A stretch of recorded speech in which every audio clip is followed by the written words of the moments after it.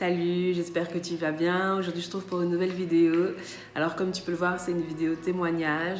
Donc, durant toute la semaine passée, en fait, on a partagé sur des phénomènes un peu occultes, un peu paranormaux, que ce soit la sorcellerie, que ce soit le fait d'aller voir des médiums, que ce soit le fait d'invoquer les morts, que ce soit le fait de lire l'horoscope, d'aller voir des astrologues. On a aussi parlé de tout ce qui est paralysie du sommeil, de tout ce qui est mari et femme de nuit. Et enfin de tout ce qui est insomnie et cauchemar. Le but en fait de toutes ces vidéos, c'était tout simplement de voir en fait les choses qui sont parfois normales dans la société, mais qui sont en fait spirituellement démoniaques. C'était aussi de voir quels impacts ces choses-là peuvent avoir dans nos vies. C'était aussi de mettre un mot en fait sur certains phénomènes que des personnes vivent sans savoir exactement ce que c'est, alors que c'est des choses spirituelles. Et c'était aussi bien sûr pour revoir les conséquences de toutes ces choses et surtout comment est-ce qu'on peut s'en débarrasser. Et donc aujourd'hui je vais faire un témoignage sur l'esprit de mort, donc comment est-ce que ça s'est manifesté dans ma vie et comment est-ce que j'ai été délivrée de ça. Donc si ça t'intéresse, voilà, je t'invite à regarder la suite. Et si c'est la première fois que tu es sur la chaîne, je te souhaite la bienvenue. Je m'appelle Esther, je fais pas mal de vidéos tournées autour de la foi, donc si ça te parle, n'hésite surtout pas à t'abonner et j'espère vraiment que tu seras béni.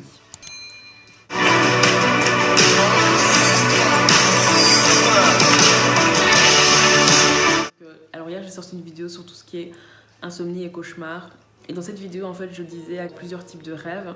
Alors il y a des rêves qui sont tout simplement le fruit de ce qui s'est passé durant la journée, comme on peut le voir dans le livre d'Ecclésiaste. Mais il y a aussi des rêves en fait qui sont vraiment reflets de ce qui se passe dans le monde spirituel en fait. C'est vraiment des rêves qui nous montrent en fait l'aspect spirituel que nous on ne voit pas avec nos yeux physiques.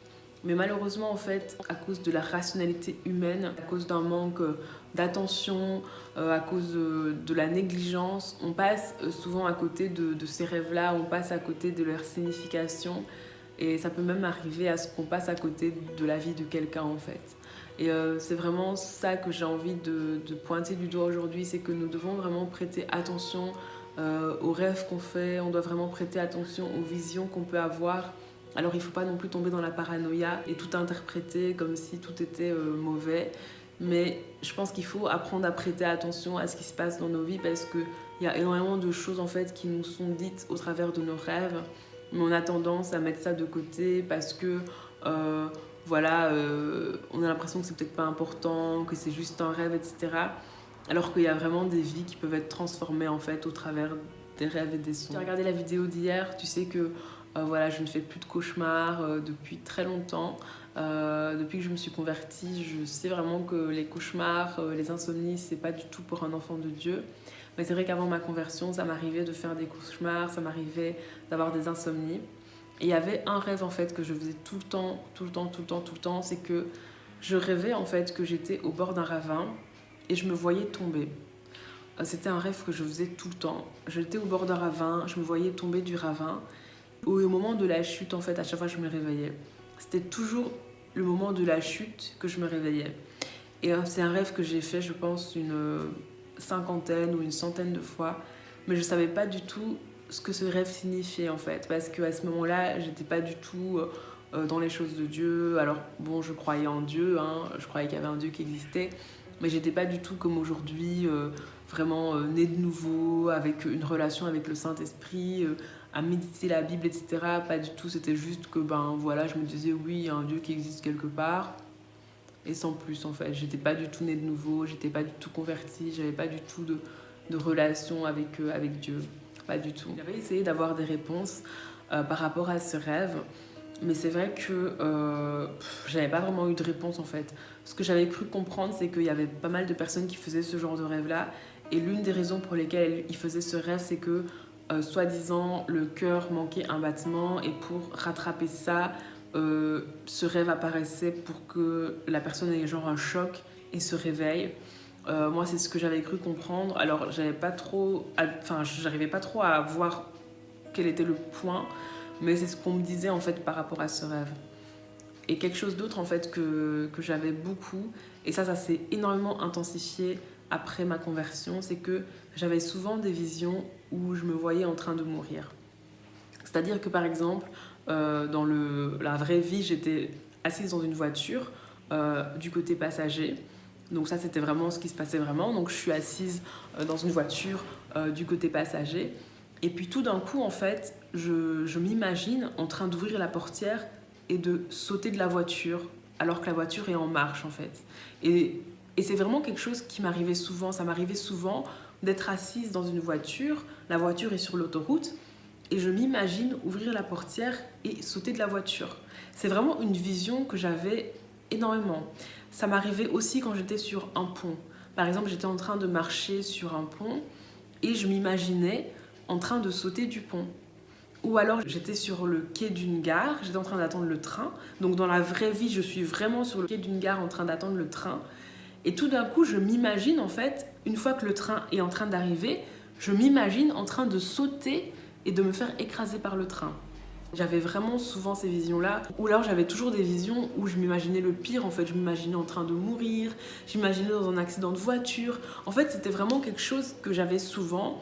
Et le problème, en fait, c'est que j'étais tellement habituée à ce genre de vision que pour moi, c'était même plus anormal, en fait. C'est comme si c'était devenu partie de moi, en fait. C'était même plus, par exemple, je sais que ces visions-là, autant le rêve où je tombais du ravin, c'est quelque chose que j'en avais déjà parlé. Je pense que j'en avais déjà parlé avec ma maman, j'en avais déjà aussi parlé avec des copines. Mais par contre, ces visions-là où je me voyais littéralement en train de mourir, en fait, j'avais tellement l'habitude d'avoir ces visions-là que c'était même plus quelque chose qui... Je me posais même plus de questions par rapport à ça, en fait. Je pense que c'est quelque chose dont je n'avais jamais parlé. Pour moi, j'étais tellement habituée à avoir ces visions. En fait, c'était vraiment devenu comme un conditionnement, en fait. J'étais tellement habituée à avoir ces visions-là que, je sais pas, je me posais même plus de questions par rapport à ça. J'avais ces visions-là. Et puis, ouais, je les acceptais, quoi. C'est vraiment, je me posais même plus de questions par rapport à ça. Donc ces visions-là se sont vraiment intensifiées juste après ma conversion. Dès le début de ma conversion, j'ai été enseignée de la parole de Dieu par quelqu'un qui est vraiment mon père dans la foi. Il s'appelle Jacques Mavinga. Il a un appel d'enseignant, vraiment quelqu'un de super en fait, même au-delà de l'aspect spirituel. C'est vraiment quelqu'un de super que j'apprécie beaucoup. C'est lui qui m'enseigne la parole depuis le début de ma conversion. Et l'une des premières leçons en fait qu'il m'a données, c'est qu'il m'a parlé en fait du fait que l'être humain est composé de 3 parties. Donc l'esprit, l'âme et le corps. Et ce qui m'expliquait en fait, c'est que ces 3 parties-là doivent toujours être en bonne santé. Alors il m'expliquait que le fait que l'une de ces 3 parties ou que les 3 parties sont en mauvaise santé, ça va être un blocage à la croissance spirituelle en fait. Et que pour avoir une croissance spirituelle, pour bien grandir dans la relation avec Dieu, etc., il faut toujours s'assurer que les 3 parties de notre être sont en bonne santé. Il m'expliquait qu'il y avait des problèmes au niveau de l'esprit, des problèmes au niveau de l'âme et le problème au niveau du corps. Alors les problèmes au niveau de l'esprit, c'est quand il y a un démon ou un mauvais esprit qui a une emprise sur un certain domaine dans la vie d'une personne, qui va comme créer un blocage ou comme créer une addiction. Et donc la solution par rapport à ça, c'est la délivrance. Et dans certains cas, il faut que la personne se repente, si c'est la personne qui a ouvert la porte au démon au travers du péché. Puis il m'expliquait que les problèmes au niveau de l'âme, c'est les blessures, les manques et les traumatismes. Alors par rapport à ça, la solution, c'est la guérison. Et dans certains cas, quand c'est quelqu'un d'autre qui nous a blessés, il faut d'abord pardonner pour qu'on puisse être guéri. Et puis les problèmes au niveau du corps, c'est tout simplement le péché. Et par rapport à ça, la solution, c'est vraiment la consécration, c'est vraiment faire de la volonté de Dieu une priorité pour que le Saint-Esprit puisse vraiment appliquer l'œuvre de la croix. Et donc par rapport à toutes ces choses-là, c'est vraiment Jésus en fait qui est la solution, parce que la Bible nous dit dans Luc 4 verset 18 que Jésus est venu guérir les cœurs brisés, proclamer aux captifs la délivrance, etc. Et donc c'est vraiment Jésus qui délivre, c'est vraiment Jésus qui guérit. Et donc ce qu'il me disait dans cet enseignement, c'est qu'il faut vraiment que je m'assure que tout le temps, en fait, ces 3 domaines de mon être soient toujours en bonne santé. C'est vraiment ce qu'il me disait, qu'il faut toujours que je m'assure qu'ils sont en bonne santé. Le jour où il m'a donné cet enseignement, c'est un enseignement en fait qui m'a interpellée en fait. C'est vraiment ça le mot. Cet enseignement-là m'a interpellée.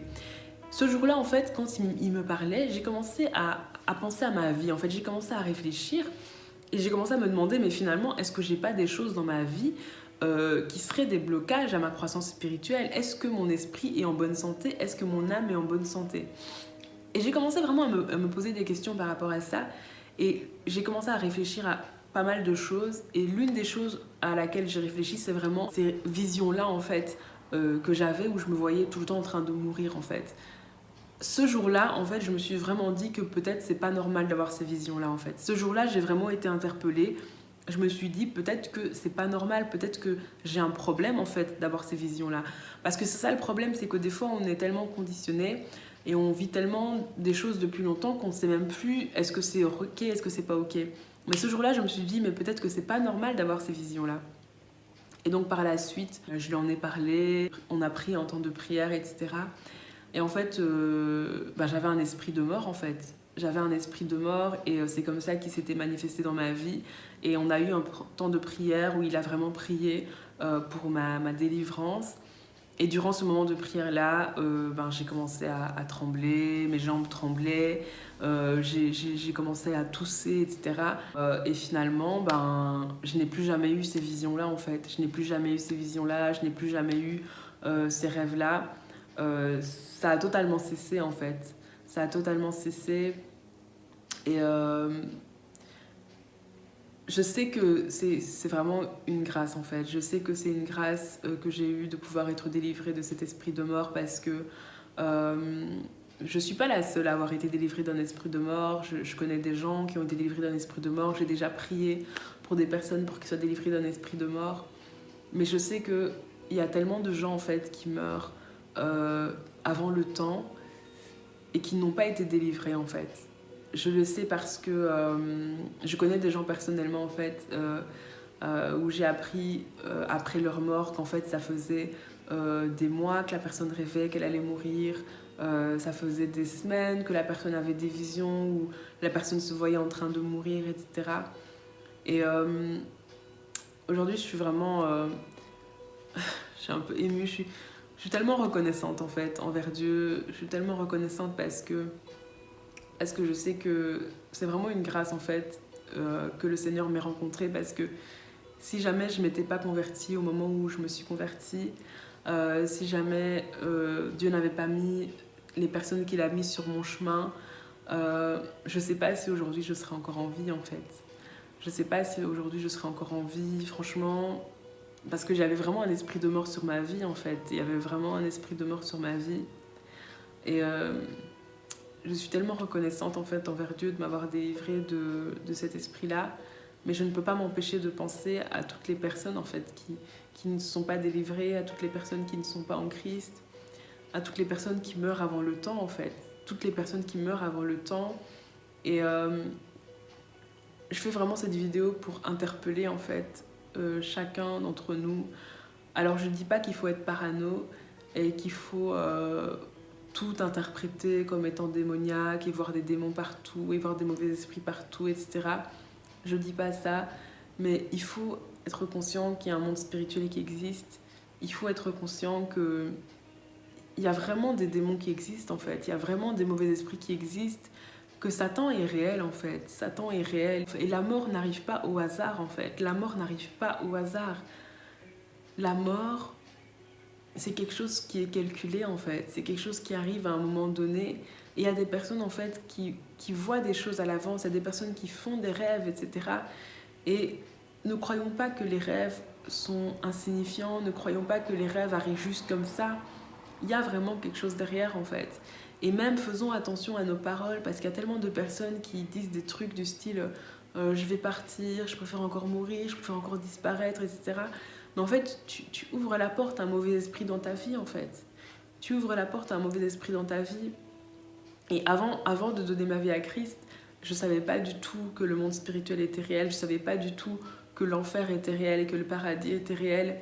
Tout ça, c'est des choses que je ne savais pas, mais aujourd'hui, j'en suis tellement consciente parce que j'ai vécu tellement de choses en fait. J'ai vu tellement de choses. En fait, je vois tellement de choses que aujourd'hui, je ne peux même pas douter que la Bible est vraie. Je ne peux même pas douter que Dieu existe. Je ne peux même pas douter que Jésus-Christ a vraiment existé. En fait, je ne peux même pas douter de tout ça. En fait, je ne peux même pas douter que Satan est réel, parce que je vis tellement de choses spirituelles que je ne peux pas douter de l'existence de Dieu. En fait, je ne peux pas douter. Et aujourd'hui, c'est vraiment pour t'encourager en fait à vraiment t'accrocher à Christ en fait.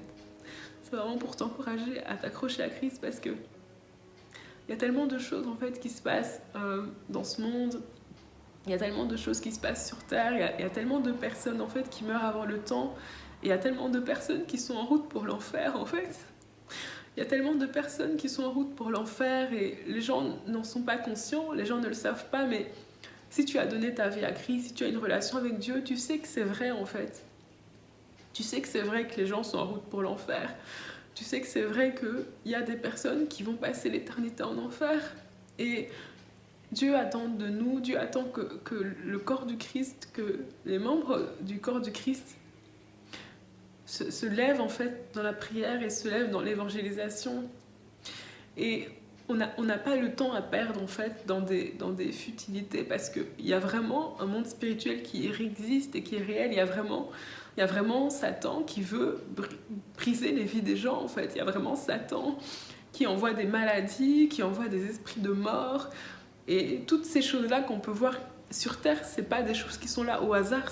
C'est vraiment organisé. Et même moi, en fait, c'est vraiment une grâce si aujourd'hui je suis en vie, parce que quand je pense à toutes ces visions que j'avais de moi en train de mourir, quand je pense au moment où Christ m'a rencontré, quand je pense à comment est-ce qu'on a prié pour ma délivrance, si on n'avait pas fait tout ça, si ces choses-là n'étaient pas arrivées à un moment T dans ma vie, je serais sûrement pas en vie à l'heure qu'il est aujourd'hui, et je serais peut-être morte sans Christ en fait. Je serais peut-être morte sans avoir donné ma vie à Christ, sans être née de nouveau. Et combien de personnes à qui ça arrive en fait? Combien de personnes à qui ça arrive? Et c'est pour ça que vraiment, je t'encourage vraiment à parler de Christ autour de toi. Je t'encourage vraiment à être un instrument que Dieu va pouvoir utiliser pour la délivrance des gens, parce qu'il y a tellement de personnes qui vivent des situations horribles. Il y a tellement de personnes qui sont captives. C'est pour ça que la Bible dit que Jésus a dit aux disciples: guérissez les malades, chassez les démons, annoncez le royaume des cieux. C'est vraiment quelque chose qu'il faut prendre au sérieux, parce que les gens sont vraiment en route pour l'enfer. Peut-être que les gens n'en sont pas conscients, peut-être que les gens ne le réalisent pas, mais si toi tu le sais, prends ta vie chrétienne au sérieux, prends ton appel au sérieux, prends ta destinée au sérieux, parce que il y a vraiment des gens qui meurent sans connaître Christ en fait. Il y a vraiment des gens qui meurent sans connaître Christ, et aujourd'hui je n'ai aucun doute que l'enfer est réel. Je n'ai aucun doute que l'enfer est réel, mais je n'ai aucun doute que l'enfer est réel. Je n'ai aucun doute que tout ce qui est écrit dans la Bible est vrai et va s'accomplir. Autant il y a 4 ans, il y a 5 ans, je pensais même pas à la Bible, je pensais même pas à tout ça, je vivais ma vie, mais aujourd'hui, je sais que c'est vrai en fait. Et je fais ce témoignage pour interpeller sur les rêves, sur les visions, sur tout ce genre de choses. Il ne faut pas être dans la paranoïa, mais il ne faut pas non plus être dans la négligence. Il y a vraiment des choses qui nous sont transmises en fait au travers des rêves et au travers des visions. Il y a vraiment des messages en fait qui nous sont communiqués, et il faut prendre ça au sérieux en fait. Et je t'encourage vraiment à, quand tu fais un rêve ou quand tu fais une vision et que c'est quelque chose qui te semble bizarre, n'hésite jamais à parler à un pasteur, n'hésite jamais à parler à un responsable spirituel en fait, parce que il y a vraiment des morts qu'on peut éviter en fait. J'ai déjà entendu des gens, la personne est décédée et on a appris par la suite qu'en fait ça faisait des mois que la personne rêvait qu'elle allait mourir. Et le problème, c'est que comme les gens ne sont pas spirituellement conscients, comme les gens ne réalisent pas à quel point le monde spirituel est réel, eh ben, les gens ne se disent pas « Ah ben tiens, c'est quelque chose de spirituel, ah ben tiens, c'est un esprit de mort ». Non, les gens prennent juste ça comme quelque chose de normal. Alors qu'aujourd'hui, je sais que quelqu'un qui rêve pendant des mois que la personne, qu'elle va mourir, c'est certainement un esprit de mort en fait. Et cette personne, il suffit de prier pour elle. Il suffit de chasser l'esprit de mort et la personne vit en fait. Et combien de personnes sont mortes alors que il y avait des signes en fait, il y avait des rêves, il y avait des songes, mais les gens n'en parlent pas parce que les gens ne réalisent pas à quel point c'est sérieux. Et encore pire, combien de personnes meurent sans Christ? Combien de personnes meurent sans Christ et vont pour l'éternité en enfer? Alors je t'encourage vraiment à prendre la vie chrétienne au sérieux, à pouvoir être un instrument que Dieu va utiliser pour libérer les captifs, pour guérir les malades, pour annoncer le royaume de Dieu. Je t'encourage vraiment à être un instrument que Dieu va utiliser dans ce sens-là, parce que les gens ont besoin en fait. Les gens ont tellement besoin du royaume de Dieu. Je t'encourage à être quelqu'un qui ne va pas avoir honte de parler de Jésus-Christ. de parler de Jésus-Christ, de parler de ce Jésus qui peut transformer des vies.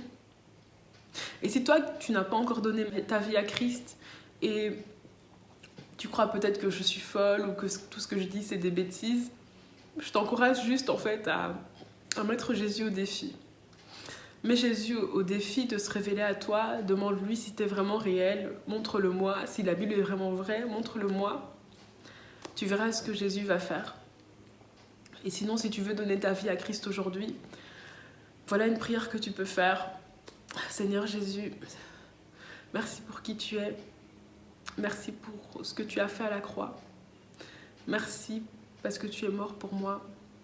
Et aujourd'hui, je prends la décision de faire de toi le Seigneur et le Sauveur de ma vie. Amen.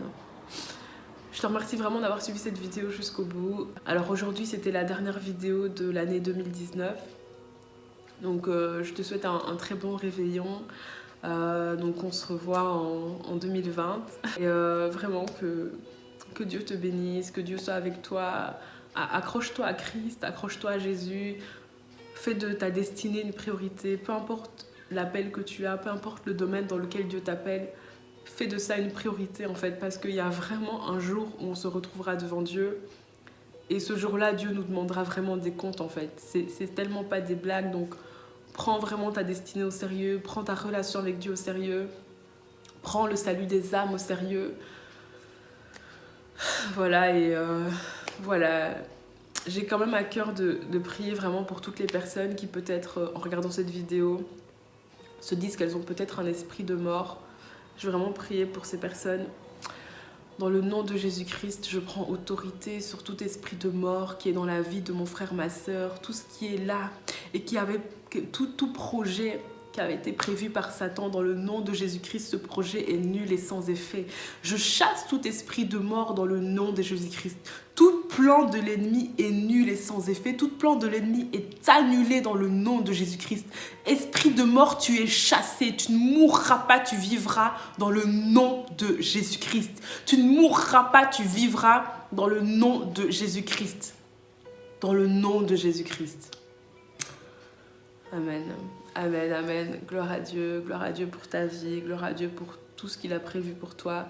Vraiment, soyons concentrés en fait, soyons concentrés, ne perdons pas du temps en fait dans des futilités, ne perdons pas du temps dans des choses inutiles, mais concentrons-nous sur l'essentiel, et l'essentiel c'est le royaume de Dieu, l'essentiel c'est le salut des âmes, l'essentiel c'est que les gens sachent qu'il y a un Jésus-Christ qui guérit, qui délivre, qui transforme. Ça doit vraiment être ça notre focus en fait, parce que les gens sont en route pour l'enfer, c'est tellement sérieux en fait, c'est tellement sérieux, donc concentrons-nous sur ça. Donc voilà, je te remercie vraiment d'avoir suivi cette vidéo jusqu'au bout. Donc je te souhaite vraiment un très très bon réveillon. On se revoit en 2020. Écoute, je te souhaite une très bonne soirée. Si tu n'es pas encore abonné à la chaîne, n'hésite surtout pas à t'abonner. Et on se voit en 2020. Et si tu veux partager la vidéo, vraiment, n'hésite pas à la partager autour de toi. Nous continuons.